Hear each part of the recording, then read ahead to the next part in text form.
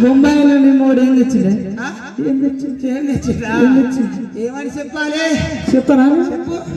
చెప్పు పట్టు చీర సిల్క్ చీరలు అగ్గిపెట్టెల చీర అది కూడా తెలియదా ఏం తెచ్చిండు మరి ముంబైకి వెళ్ళి నిమ్మోడు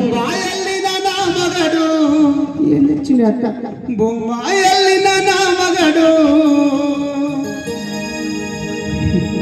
బొంబాయి వెళ్ళిన నా మగడు